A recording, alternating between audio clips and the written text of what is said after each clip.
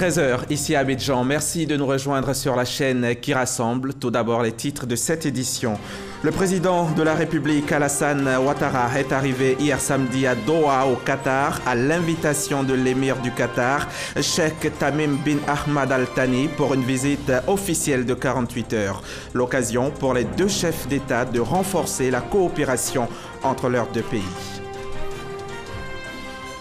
Dans le cadre de la lutte contre l'impunité au sein des armées et de la police nationale, le commissaire du gouvernement a entrepris récemment une série de rencontres avec les responsables en charge des procédures militaires afin de faire le point des bavures commises par les hommes en tenue. Puis nous irons aux États-Unis d'Amérique où malgré sa rétrogradation en tempête tropicale, Florence continue sa route en Caroline du Nord. Les pluies diluviennes font craindre des inondations catastrophiques. Les autorités annoncent de nouveaux ordres d'évacuation.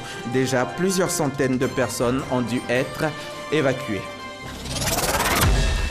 Bonjour et bienvenue dans cette édition. Le traditionnel lancement de la rentrée scolaire au titre de l'année 2017-2018 s'est déroulé le 7 septembre dernier. À cette occasion, la ministre de l'Éducation nationale, de l'enseignement technique et de la formation professionnelle a insisté sur une formation de qualité dans un environnement apaisé, tout en plaçant cette nouvelle année sous le signe de la consolidation des acquis.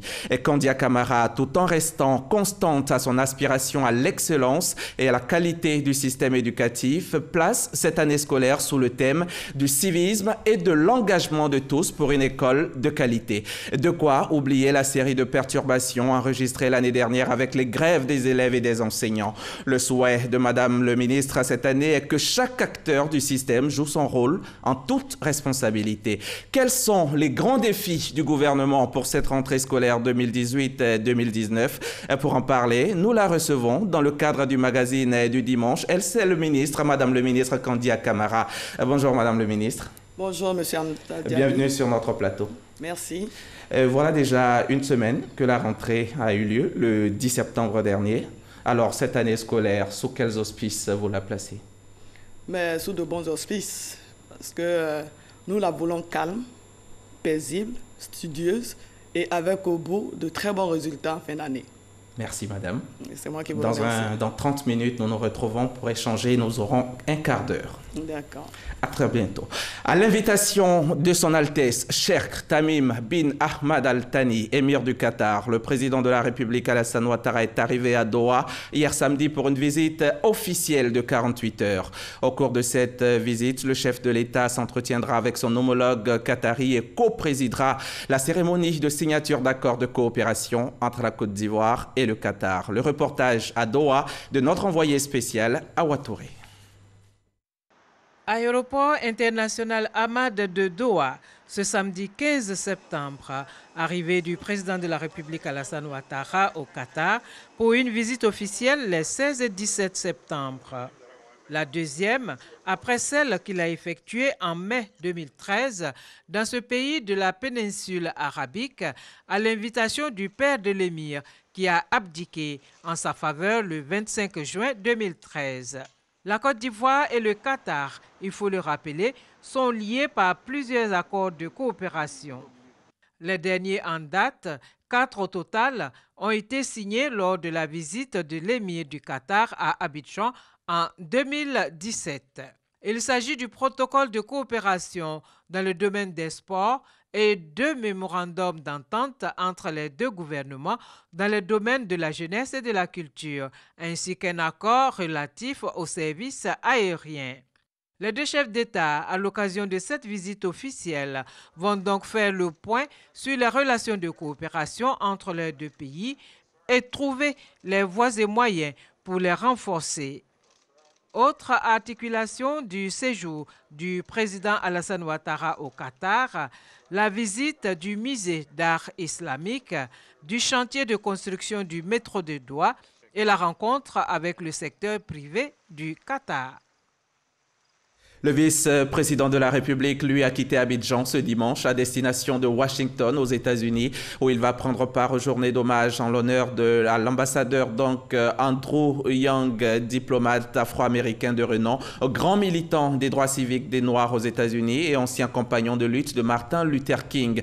Co-organisé par la fondation Andrew Young, les journées d'hommage visent à célébrer Andrew J. Young pour son rôle historique en tant que militant des droits civiques et ambassadeur, et toutes ses actions depuis des décennies, et surtout à travers sa fondation, dans le sens de la promotion de l'éducation, la santé, le leadership et les droits humains aux États-Unis, en Afrique et dans les Caraïbes. Daniel Cablan-Duncan, illustre intervenant attendu au cours de la soirée d'hommage du 17 septembre, aux côtés d'autres dignitaires du monde politique et de la culture, rendra un hommage appuyé à l'ambassadeur. Le vice-président va également mettre à profit son séjour à Washington pour accorder plusieurs audiences à des investisseurs intéressés par la destination Côte d'Ivoire.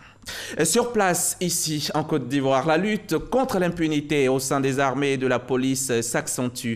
Le commissaire du gouvernement a entrepris récemment une série de rencontres avec les enquêteurs et responsables en charge des procédures militaires et avec le directeur de la police criminelle. Cela afin de faire le point des cas flagrants de tir d'armes dans les lieux publics et les bavures commises par les hommes en tenue. Ange Kessi Kwame les a invités à faire en sorte que l'ensemble des dossiers d'enquête de moralité, d'enquête judiciaire en cours soit rapidement achevé et transmis au parquet militaire. Abou Sanogo était présent à la rencontre pour RTI.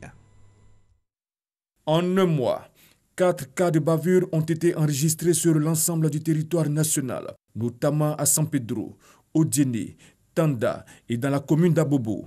Le commissaire du gouvernement près le tribunal militaire, le colonel-major Ange Kessi Kwame, veut mettre fin à l'impunité au sein des armées. Et pour cela, il a entrepris des rencontres avec l'ensemble des enquêteurs et responsables en charge des procédures militaires pour faire le point des cas flagrants de tir d'armes automatiques dans les lieux publics sans nécessité, les bavures commises par les policiers et gendarmes, avec le commandant de brigade, le commandant de compagnie en présence du commandant de la Légion départementale à Agban. Le procureur militaire leur a rappelé la stricte nécessité de diligenter les enquêtes sans laxisme et avec rapidité. Tout fait constituant des infractions doit être, selon lui, poursuivi et jugé. C'est le seul moyen, selon Ange Kessi Kwame, de faire cesser les bavures. Après Agban, le commissaire du gouvernement s'est rendu à la direction de la police criminelle, où il a exhorté l'ensemble de la dite direction à redoubler d'efforts pour traquer tous les policiers qui s'adonneraient aux raquettes et ceux à la gâchette facile. Le commissaire du gouvernement, le colonel-major Ange Kessi, rencontrera l'unité de lutte contre le racket le lundi 24 septembre prochain pour faire le point sur la lutte contre le racket et le mardi 25 septembre à l'École nationale de police. Tous les commissaires de police du district d'Abidjan et de sa circonscription. Et du côté des douanes ivoiriennes, l'on est également à la tâche. Les services douaniers viennent de saisir dans les communes de Marcory et Koumassi une quantité importante de marchandises non déclarées. Et Moussa Sanogo, le secrétaire d'État chargé du budget et du portefeuille de l'État, s'est rendu lui-même sur les lieux pour le constat. Cheikh Koné y était aussi pour le reportage. C'est aux environs de 11 heures précises que le secrétaire d'État auprès du Premier ministre chargé du budget et du portefeuille de l'État et sa délégation arrivent à Marcory Zone 4. Dans cet entrepôt, appartenant à un célèbre groupe spécialisé dans le carrelage d'intérieur et d'extérieur, est stockée une quantité importante de marchandises. Des carreaux importés, des sacs de ciment blanc, du matériel de carrelage. Après la commune de Marcory, cap est mis sur celle de Koumassi. Un second entrepôt du même opérateur est mis sous scellé. Ces marchandises importées n'ont fait l'objet d'aucune procédure de dédouanement. En droit douanier, c'est de l'importation sans déclaration. Lorsque vous importez une marchandise, vous avez le devoir de déclarer la marchandise afin d'acquitter les droits et taxes qui doivent revenir à l'État de Côte d'Ivoire. Mais si cette formalité n'est pas accomplie, eh bien, vous tombez sous le coup d'une importation sans déclaration. Les recoupements sont en cours. Évidemment que lorsque tout cela sera achevé, eh bien, le code douanier s'appliquera dans toute sa rigueur.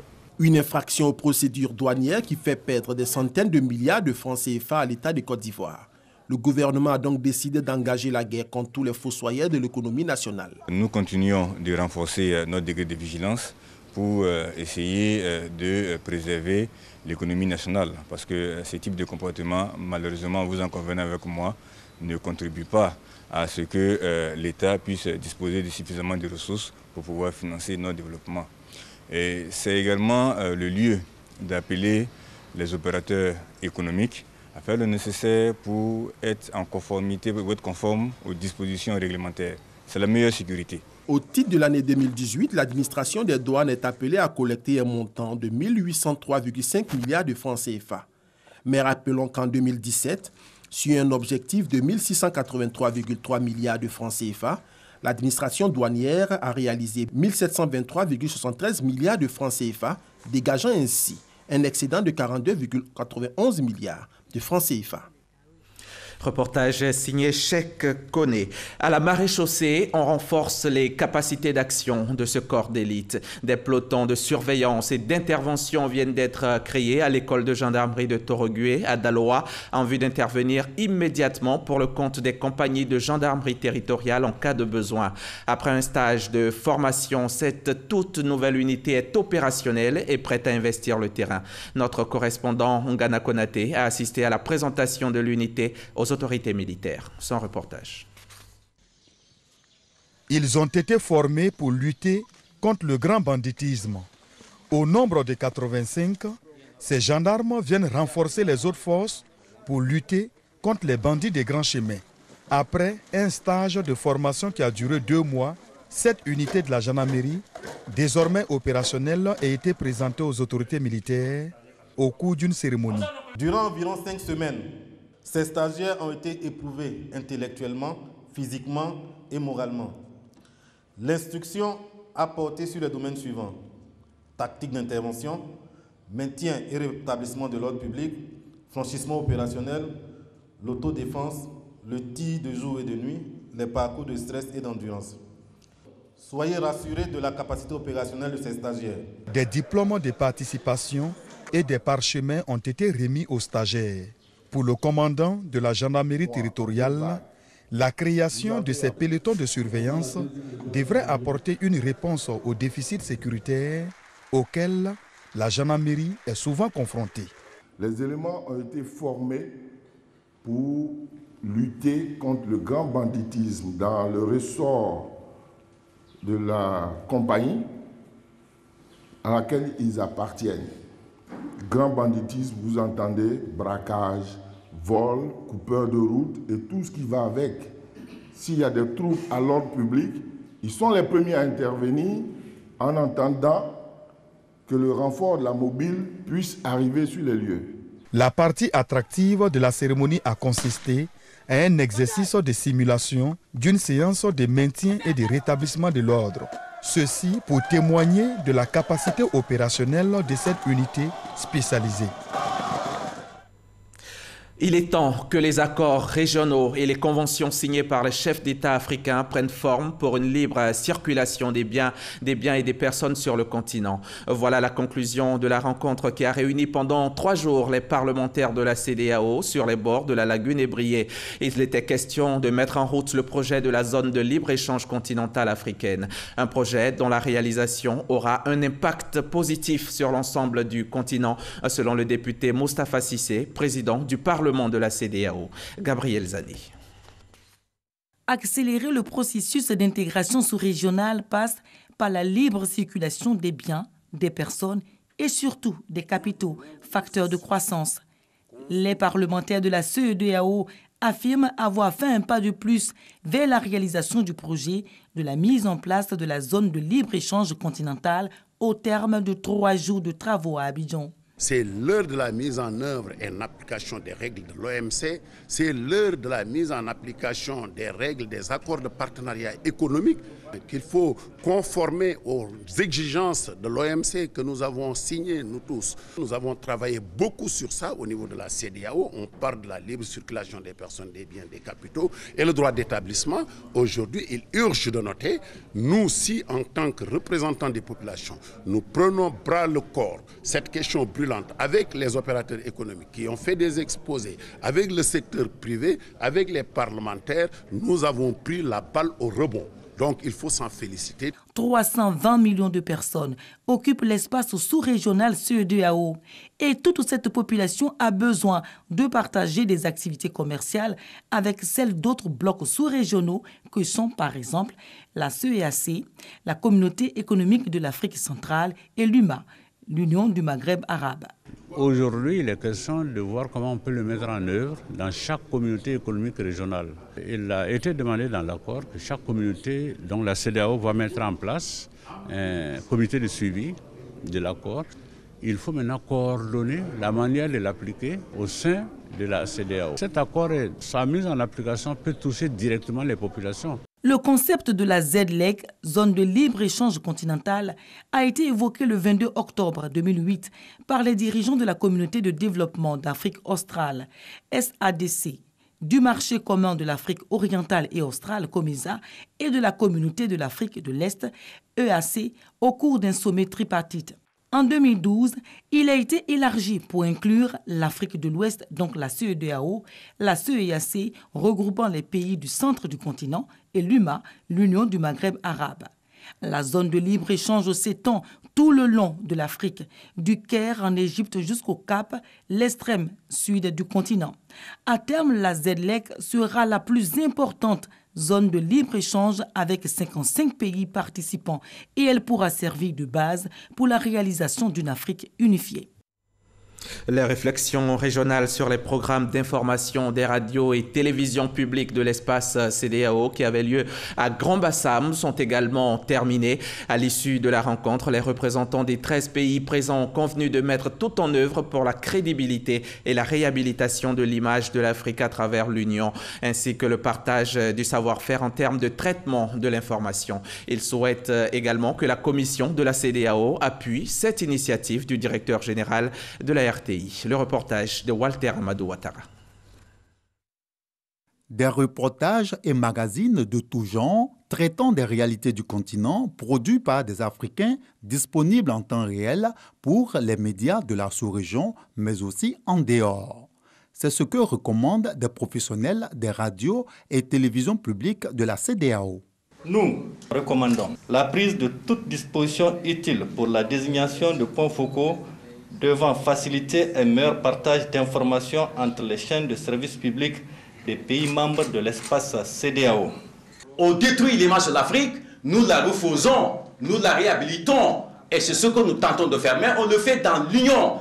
Pour leur exécution, ces résolutions ont besoin du soutien de la Commission de la CEDEAO, Communauté économique des États de l'Afrique de l'Ouest. Ce ne sont pas des recommandations qui resteront dans les tiroirs, ce sont des recommandations qui seront bel et bien transmises à qui de droit. Et je pense que la CEDEAO a beaucoup même plus intérêt à voir ces recommandations être mises en œuvre. Se félicitant de l'initiative, le directeur général de la radiodiffusion télévision ivoirienne RTI annonce déjà la mise en marche de la plateforme d'échange professionnel. Je suis très satisfait des résultats que nous avons réussi à obtenir. Nous avons des mesures que nous pouvons mettre en place dès la semaine prochaine, c'est-à-dire le réseau de correspondants qui peuvent intervenir dans les éditions du journal. Lorsqu'il y a un événement dans un pays, nous avons une base de données de correspondants qui peuvent intervenir au téléphone dans les éditions du journal. Donc c'est très concret et ça va dépendre de l'actualité brûlante dans ces différents pays. Et le deuxième niveau, c'est que chaque chaîne va pouvoir, dans les prochaines semaines, mettre chaque jour des éléments qui sont disponibles pour les autres chaînes. Pour les participants, c'est un nouveau départ qui sera bénéfique pour toute l'Afrique. I'm actually pleased to be here. Mettre ensemble nos possibilités, nos capacités et de présenter donc une Afrique qui est plus reluisante, une bonne image parce que habituellement ce qu'on présente de l'Afrique, c'est plutôt des images qui ne sont pas forcément donc faites par nous-mêmes. Derrière les actions de ce réseau des radios et télévisions publiques se trouve la volonté de promouvoir l'image d'une Afrique conquérante et qui avance sur le chemin du développement. Direction Durban en Afrique du Sud où a eu lieu du 10 au 13 septembre dernier le forum initié par l'UIT, l'Union internationale des télécommunications.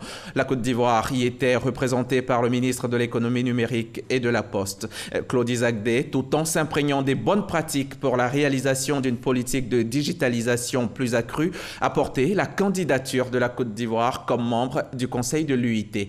Franck Quadio revient de Durban. Son reportage. Dans cette salle, des ministres, des représentants d'entreprises privées et les membres du comité de pilotage de l'Alliance Smart Africa, une rencontre stratégique. La Côte d'Ivoire présente au Forum de l'Union internationale des télécommunications de Durban en Afrique du Sud a multiplié ce type de rencontres. Accélérer la digitalisation, s'inspirer des meilleurs exemples pour fonder les bases de villes plus intelligentes. Le sens des travaux ici, le ministre Claude Isaac Dé, accompagné du directeur général de l'autorité de régulation des télécommunications Biledi Meleou et d'une forte délégation a porté la candidature de la Côte d'Ivoire dans l'une des hautes instances de l'IUT. Nous avions lancé de façon officielle avec une affaire étrangère la campagne pour la candidature de la Côte d'Ivoire au Conseil de l'IUT. Donc en marge de ce séminaire, nous avons eu beaucoup de rencontres. Nous homologues des pays, à la fois des pays européens, des pays asiatiques, des pays au Moyen-Orient, Amérique du Sud, Amérique du Nord, pour parler de la candidature de la Côte d'Ivoire. Une position stratégique qui place la Côte d'Ivoire au rang des décideurs mondiaux de l'économie numérique. Le pays participe déjà régulièrement au Forum international des télécommunications. Et ici, il y a un focus qui a été fait sur les villes intelligentes. C'est pour moi une thématique qui représente un fort potentiel pour le développement de nos entreprises locales. Et donc ce que nous avons gagné ici, c'est de pouvoir aujourd'hui orienter les acteurs locaux sur, on va dire, la vision de l'État de Côte d'Ivoire en matière de ville intelligente. Un secteur en nette progression selon le directeur général de l'ANSUT. Des transformations de nos villes. Ce qu'il est important de retenir, c'est que ces transformations ne pourront être portées que par des entreprises qui sont, on va dire, locales, qui sont de l'environnement immédiat dans lequel nous sommes. Donc c'est aujourd'hui pour l'État de Côte d'Ivoire la possibilité à la fois d'améliorer la qualité de vie des entreprises et des populations, mais c'est aussi l'opportunité de faire grandir un secteur qui, je le pense, est un secteur d'avenir, celui des TIC. De quoi espérer pour le développement du secteur? Au niveau des infrastructures, la Côte d'Ivoire entend achever les 7000 km de fibres optiques qui vont permettre aux opérateurs de basculer de la 4G vers la 5G. Le forum IUT ayant été le lieu de voir l'état d'avancement des tests opérés par certains pays africains tels l'Afrique du Sud. La couche d'ozone se trouve dans la haute atmosphère terrestre et nous protège contre les rayonnements ultraviolets du soleil, nocifs pour les êtres vivants. Gardons la tête froide et poursuivons nos efforts. C'est le thème de la Journée internationale de la protection de la couche d'ozone de cette année, célébrée ce 16 septembre.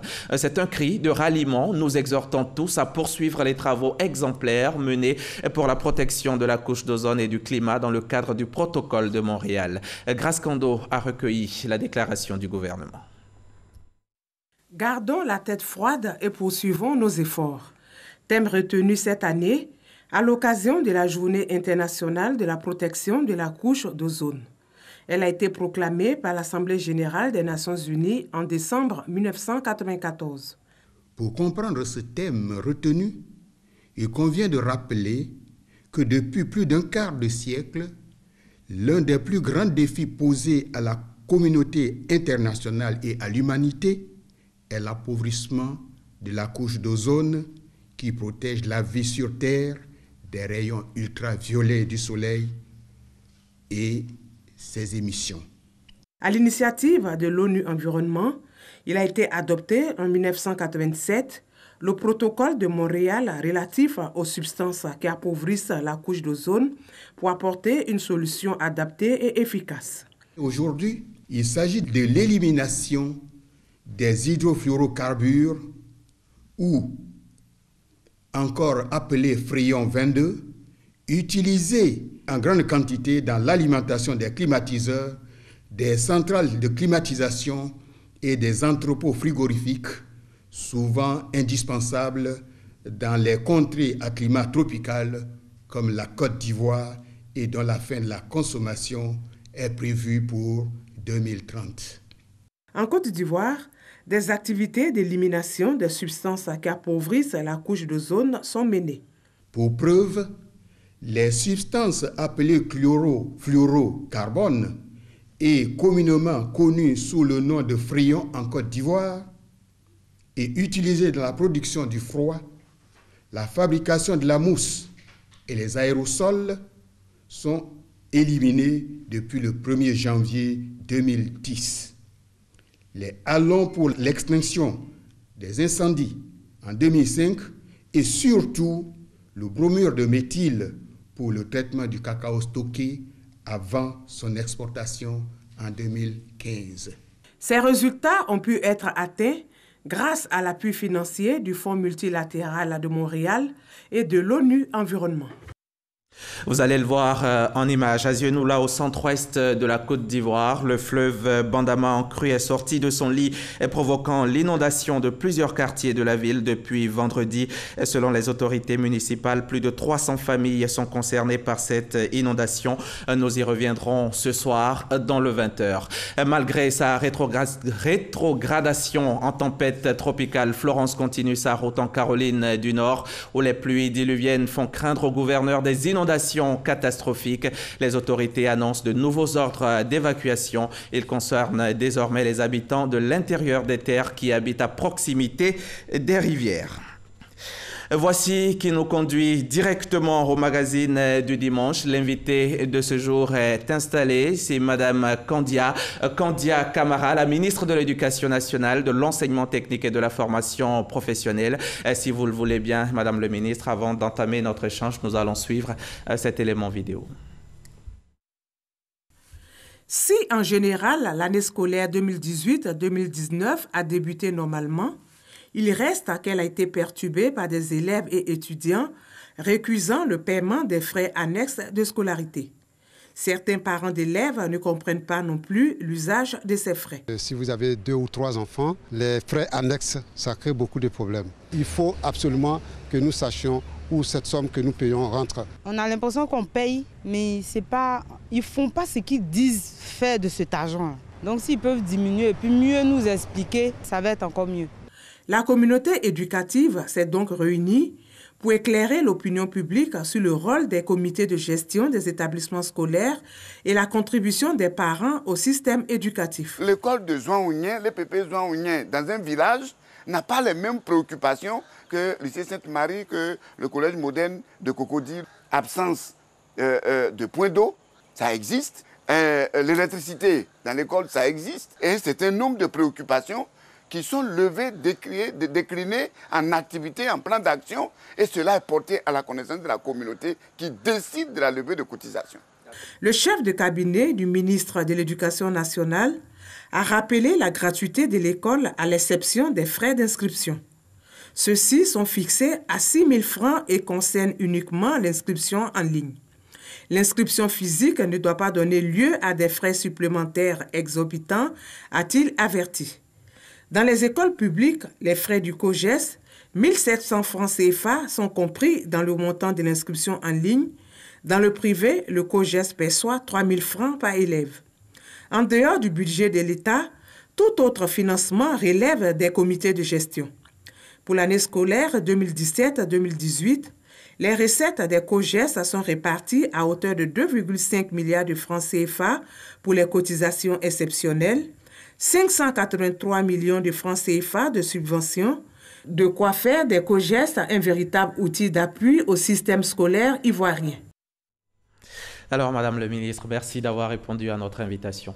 C'est moi qui vous remercie. D'entrée de jeu, dites-nous, qu'est-ce que c'est les frais d'inscription, les frais annexes, que doit-on savoir?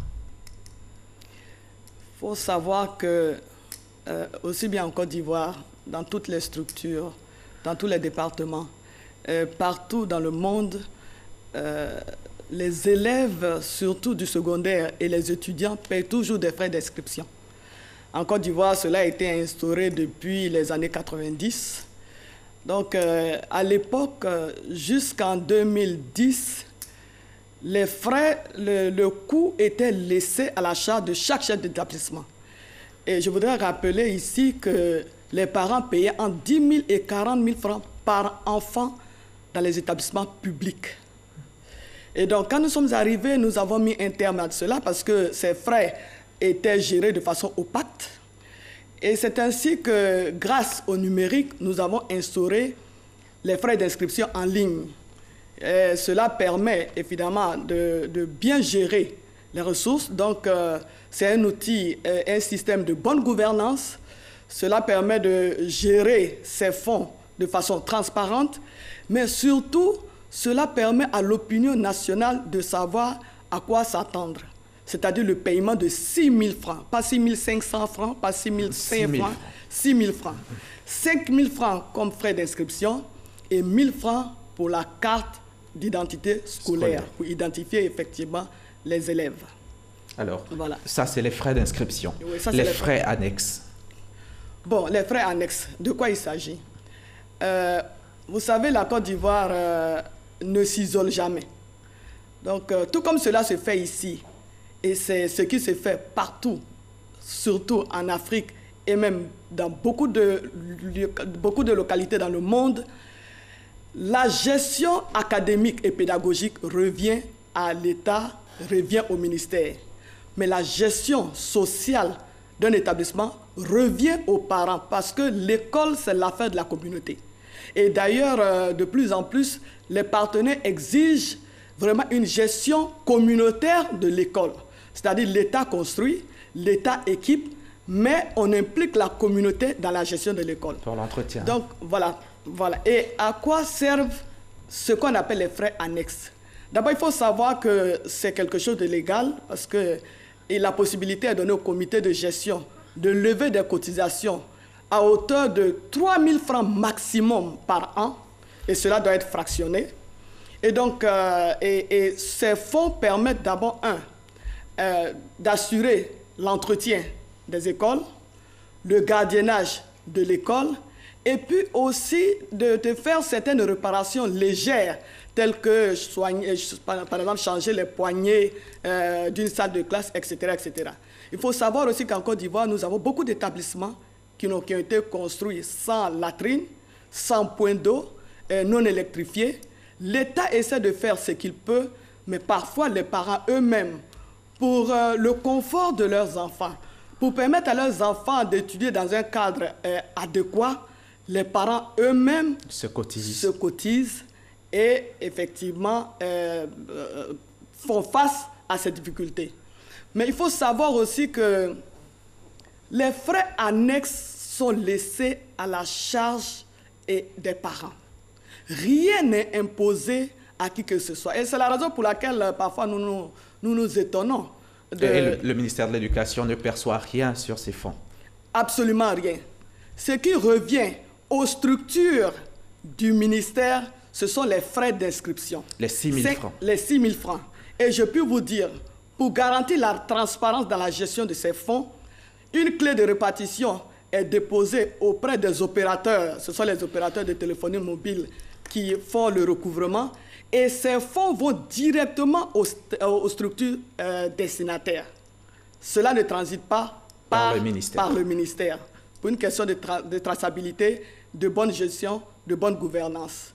Maintenant, en ce qui concerne les frais annexes, cela revient aux parents. Parce qu'il faut savoir aussi que le comité de gestion est composé principalement des parents des élèves de l'établissement, avec les représentants de l'administration, les enseignants y sont représentés, et même les élèves y sont représentés. Et donc, quand le comité de gestion décide par rapport à des problèmes spécifiques de l'établissement de lever des cotisations, ils ne doivent pas eux-mêmes se lever comme ça et le faire. Ils doivent convoquer une assemblée générale de l'ensemble des parents de l'établissement. Et cette assemblée générale, la réunion de cette assemblée générale est présidée par le représentant du maire quand il s'agit d'une école primaire et par le représentant du président du conseil régional ou le président du conseil régional lui-même quand il s'agit d'un lycée ou d'un collège. Donc c'est de façon démocratique que la décision est prise de lever des cotisations. Le montant est fixé et à la fin de l'opération, un bilan doit être présenté aux parents. Donc je suis souvent surprise d'entendre des parents dire que nous ne sommes pas d'accord avec les frais annexes. Ce n'est pas le ministère qui fixe les frais annexes. C'est le comité de gestion. Oui, mais pas seulement les membres du bureau du comité de gestion. Avec l'ensemble des parents. Avec l'ensemble des parents. Il faudra aussi que quand les parents sont convoqués à une assemblée générale, qu'ils y aillent. Qu'ils y aillent. D'accord. Voilà. Et les frais d'inscription ne concernent que le secondaire parce qu'au primaire, il y a la politique de gratuité qui existe toujours. Qu'en est-il? L'école est totalement gratuite au niveau du primaire et c'est une décision qui a été prise par le chef de l'État pour que les coûts de scolarisation ne soient pas un frein à l'éducation des enfants et à leur formation. Et je dis bien, cela est totalement gratuit. Il n'y a pas de frais d'inscription au niveau du primaire. Les kits scolaires sont offerts aux plus de 4 millions d'élèves de Côte d'Ivoire, ainsi que les manuels scolaires.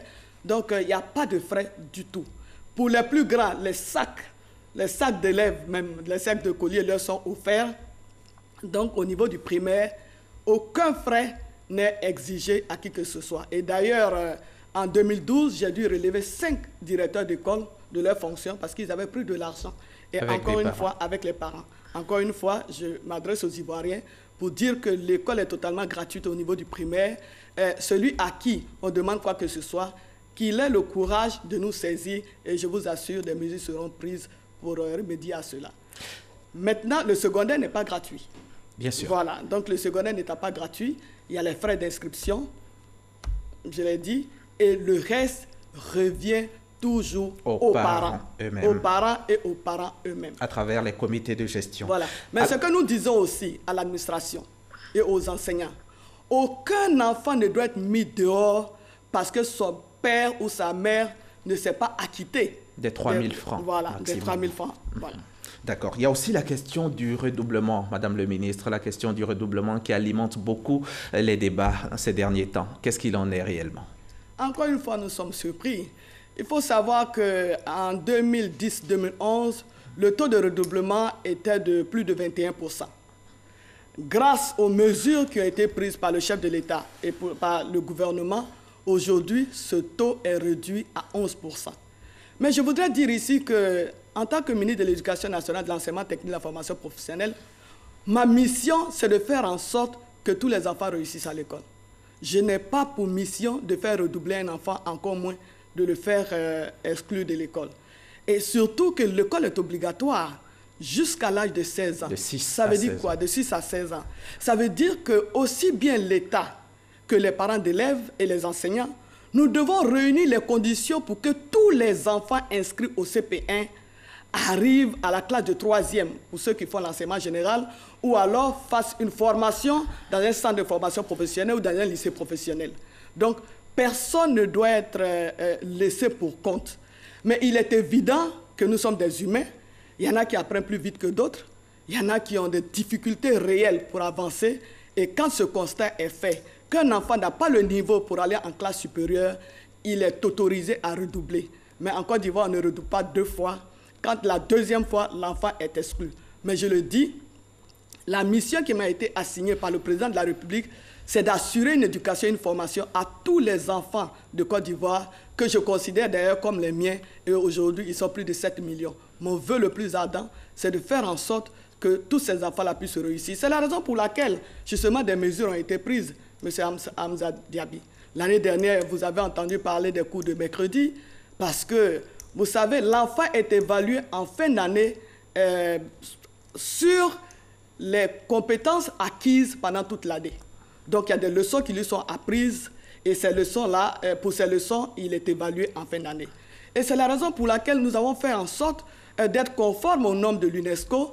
Aujourd'hui, le canton Boré est de 33 semaines, avec un calendrier bien découpé, avec des leçons au programme. Et nous pensons que si chacun s'y met et que les enfants ont ce temps d'apprentissage, que les leçons leur sont enseignées, nous sommes convaincus qu'au bout de 33 semaines, ces enfants, en fin d'année, auront de bons résultats scolaires.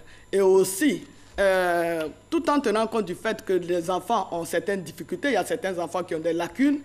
Aujourd'hui, dans le nouveau programme scolaire, surtout dans l'emploi du temps, il y a une plage qui est réservée au soutien pédagogique des enfants en difficulté. Tout cela pour réduire au maximum le taux de redoublement. Et notre objectif, c'est que d'ici 2025, que ce taux soit réduit à 5% maximum. 5% maximum, d'accord. On va parler aussi de l'orientation. La question de l'orientation, il y a certains parents qui ne comprennent pas que leurs enfants sont souvent affectés dans des établissements qu'ils n'ont pas choisis. Il faut que j'explique rapidement comment cela se passe. Il faut dire que pendant l'année scolaire, on demande surtout aux enfants de la classe de CM2 et à ceux de la classe de 3e oui, de choisir les établissements où ils souhaiteraient être affectés ou orientés. En général, ce sont les parents qui font le choix. Mais il faut faire remarquer que beaucoup de parents ne choisissent pas. Ça, c'est d'un. Deuxièmement, à la suite de cela, il y a la Commission nationale d'orientation qui se réunit pendant un mois pour justement statuer sur les demandes des parents. Je puis affirmer ici que plus de 80% des demandes sont satisfaites. Évidemment, vous me direz qu'il reste encore 20%. Oui, parce que l'orientation se fait en fonction des capacités d'accueil. C'est la raison pour laquelle, au niveau aujourd'hui de la classe de 6e, vous avez 51% de nos enfants affectés en 6e qui sont dans le privé. Parce que nous n'avons pas suffisamment de salles de classe dans les collèges publics pour les accueillir. Mais l'État, pour autant, ne se désengage pas. Donc l'État paye des frais à des établissements privés pour accueillir ces enfants-là. Alors, souvent, on nous dit, nous avons demandé un établissement, l'enfant n'a pas été affecté là-bas. Je prends l'exemple des filles. Aujourd'hui, tous les parents veulent que leurs filles aillent au lycée Sainte-Marie. Mais Sainte-Marie ne peut pas accueillir toutes les filles. On aurait souhaité, mais cela est impossible. Mais alors, qu'est-ce que nous faisons? Nous regardons, nous tenons compte du lieu d'habitation de l'enfant. Parce que souvent, ce qui arrive aussi, on affecte un enfant. L'enfant habite par exemple en Gré, le parent demande le lycée moderne de Cocody, l'enfant est affecté et en milieu d'année, on vient nous dire que les frais de transport sont élevés, que deuxièmement, l'enfant est trop jeune. Mais justement, c'est la raison pour laquelle nous tenons compte de tout ça. Donc, quand un parent demande un établissement public non loin de sa résidence, s'il y a de la place, nous affectons l'enfant là-bas. À défaut de cela, nous affectons l'enfant dans un établissement privé non loin de son lieu d'habitation. Donc, les orientations se font en fonction de la disponibilité de salles de classe dans les établissements publics. À défaut de cela, on oriente ou on affecte, parce qu'en 6e, on affecte, en seconde, on oriente, voilà, en fonction de la capacité d'accueil, mais tout en tenant compte aussi de l'âge de nos enfants qui sont de plus en plus jeunes. D'accord. Parlez-nous maintenant des infrastructures. Les salles de classe, les tables bancs, sont-ils suffisants? Qu'est-ce qui a été fait? C'est quoi l'état des lieux en cette rentrée scolaire? Je répondrai tout de suite que cela n'est pas suffisant. À preuve, je vous ai dit que pour la 6e, il y a plus de 51% des enfants qui sont dans le privé. Mais vous savez ce qui se passait par le passé? À l'époque, jusqu'en 2010, les enfants, après l'examen de CPE, passaient le concours d'entrée en 6e. On disait CP et concours d'entrée en 6e. Ça veut dire quoi? Ça veut dire que l'enfant avec la moyenne de 10, qui est la moyenne normale, c'est reconnu par l'UNESCO, la moyenne de 10 pour aller en classe supérieure. Mais comme il n'y a pas assez d'infrastructures pour accueillir les enfants en 6e, alors on a organisé une espèce de concours. Donc il y a des enfants qui avaient 12 de moyenne, parfois, mais qui n'étaient pas admis à aller en 6e. Nous avons trouvé que cela était injuste, cela n'était pas normal. L'État doit assumer ses responsabilités. Et c'est la raison pour laquelle, de 2011 à 2017, le président de la République, son Excellence Alassane Ouattara, a fait construire plus de 31 000 salles de classe pour le primaire. Près de 250 collèges et lycées. Et ça, vous pouvez le vérifier. En termes d'équipement, ce sont plus de 500 000 tables bancs qui ont été distribuées aux écoles de Côte d'Ivoire, aussi bien au niveau du primaire qu'au niveau du secondaire, sans compter les équipements. Nous, quand nous sommes arrivés en 2011, il n'y avait aucun véhicule. Tous les véhicules du ministère avaient été volés pendant la crise post-électorale.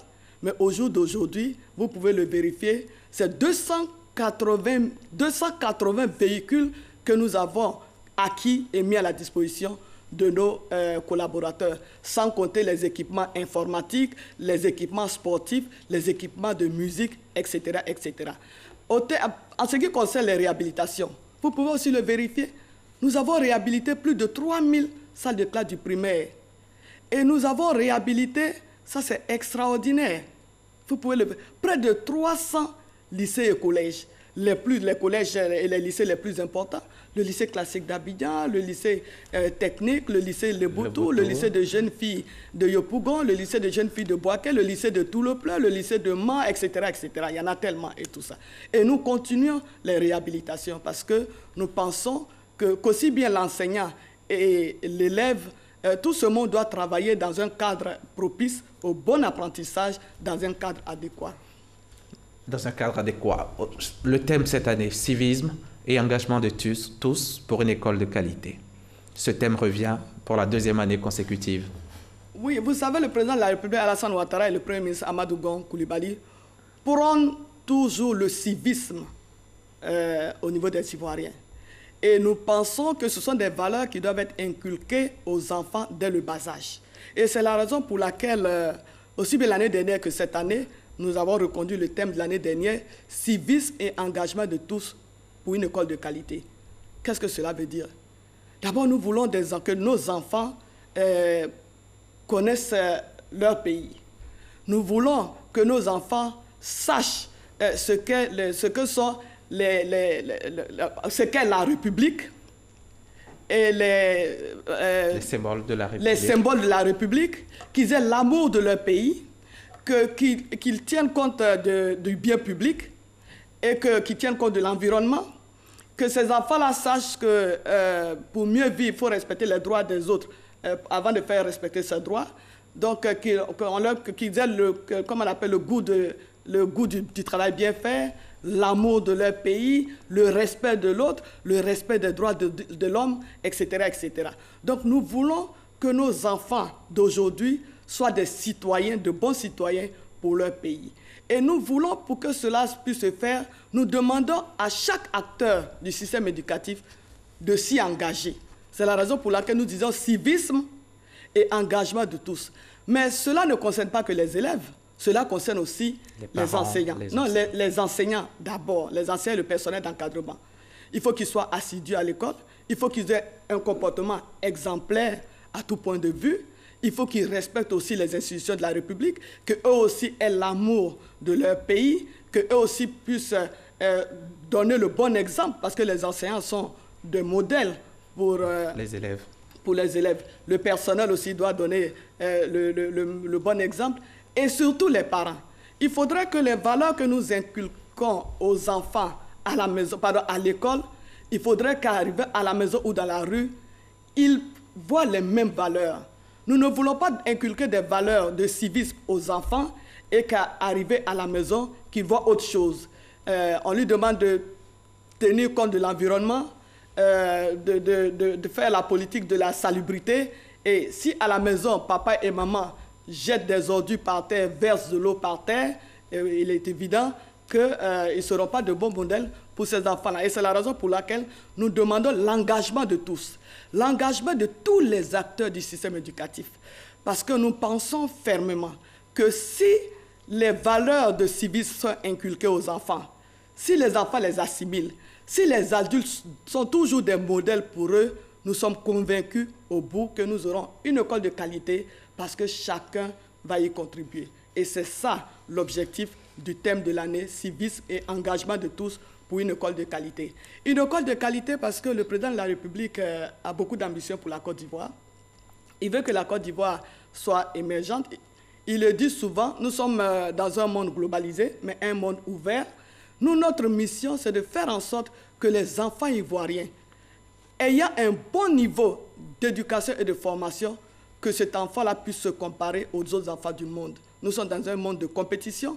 Nous voulons que les enfants ivoiriens puissent avoir un emploi en Côte d'Ivoire, mais qu'ils aient la possibilité aussi d'aller travailler, de débaucher des jobs, comme on le dit, dans d'autres pays africains, pourquoi pas dans des pays asiatiques. Mais nous sommes sur la bonne voie, M. Hamza, parce que quand on regarde le parcours et la performance de nos étudiants qui sont partis de la Côte d'Ivoire avec le baccalauréat, je pense qu'aujourd'hui la Côte d'Ivoire peut en être fière. L'année dernière, aux Olympiades de mathématiques, les meilleurs, c'était les Ivoiriens.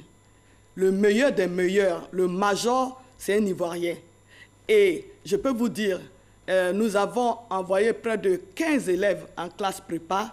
Aujourd'hui, ces enfants-là, pour la plupart, sont à Polytechnique en France, HEC en France, dans de grandes universités américaines et canadiennes. Et d'ailleurs, le major à l'université de Moncton, c'est un Ivoirien. Nous avons même reçu ici des présidents d'universités américaines qui sont venus prospecter et nous demander d'envoyer plus d'étudiants.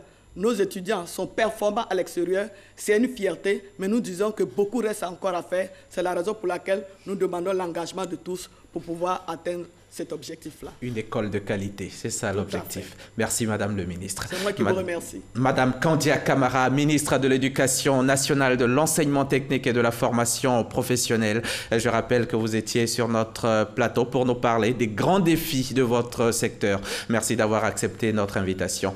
Merci à la chef d'édition Michel Mambo, à Awa Savadogo, Sylvie Touré, perpétuellement. Merci à tous les techniciens et merci surtout à vous, chers téléspectateurs, de nous avoir suivis. Ce journal est terminé. Je serai encore chez vous demain à 13h.